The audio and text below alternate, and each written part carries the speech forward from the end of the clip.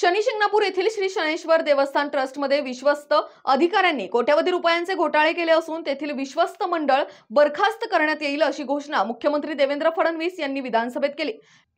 विश्वस्तांच्या अपसंपदेची चौकशी केली जाईल, त्यांच्या विरुद्ध गुन्हे दाखल केले जातील, देवाच्या नावाने भ्रष्टाचार करणाऱ्यांना सोडणार नाही असे मुख्यमंत्री म्हणाले। अहिल्यानगर जिल्ह्यातील नेवासा तालुक्यात असलेल्या शनी मंदिरातील घोटाळ्यांबद्दलची लक्षवेधी सूचना स्थानिक आमदार विठ्ठलराव लंगे यांनी मांडली होती। या ट्रस्टच्या विश्वस्तांनी बनावट ॲप तयार करून लाखो भक्तांकडून त्यावर पूजेसाठीच्या देणग्या स्वीकारल्या। असे 3-4 बनावट ॲप होते आणि प्रत्येक ॲपवर 3 ते 4 लाख भक्तांनी पैसे पाठवले असे लंगे म्हणालेत। याशिवाय बोगस भरतीवरही त्यांनी प्रकाश टाकला। एकूण घोटाळा 100 कोटींचा असल्याचं ते म्हणालेत। भाजपचे सुरेश धस यांनी हा घोटाळा 500 कोटींचा असून ट्रस्टचे विश्वस्त दर आठवड्याला 10-10 कोटी रुपयांच्या जमिनी घेत आहेत असा हल्लाबोल केला।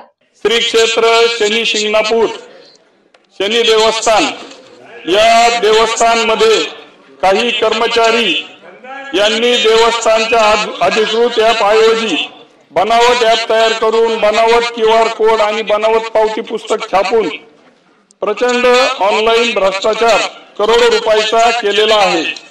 सकृत दर्शनी यातील एका ॲपचे 2 लाखाच्या वर भाविक त्याचे सदस्य आहेत आणि 1800 रुपये प्रति भाविक असा याचा प्राथमिक खर्च आहे। अशा सौंदर्य, मजबूती आणि आराम यांचं परफेक्ट कॉम्बिनेशन शोधताय?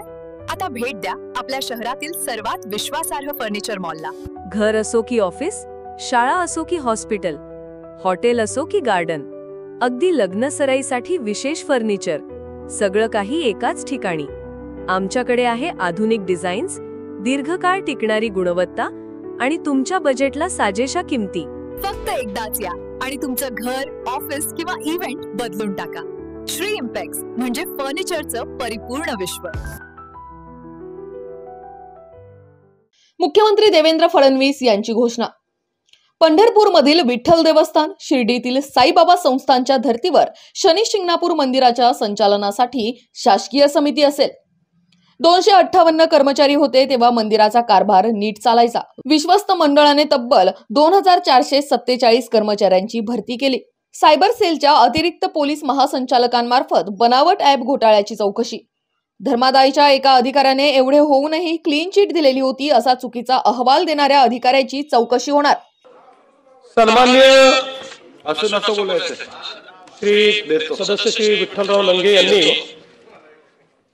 हा जो काही लक्षवेधीच्या माध्यमातून विषय उपस्थित केला, प्रचंड गंभीर अशा प्रकारचा विषय आहे।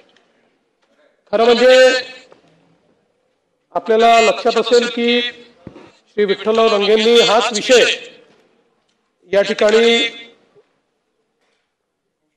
24/9 या आपल्या एका याच्यात उपस्थित केला होता यापूर्वी देखील, आणि एक या संदर्भात आपण चौकशी समिती बावनकुळे साहेबांनी देखील तो प्रश्न त्यावेळेस उपस्थित केला होता आणि मी स्वतः विधी व न्यायमंत्री म्हणून याच्यावर एक चौकशी समिती आपण लावली होती। त्याचा अहवाल आलेला आहे आणि अहवाल पाहिल्यानंतर ईश्वराच्या ठिकाणी देखील लोक किती प्रचंड भ्रष्टाचार करू शकतात याचा अतिशय भयानक अशा प्रकारचा नमुना या ठिकाणी या अहवालाच्या माध्यमातून आलेला आहे।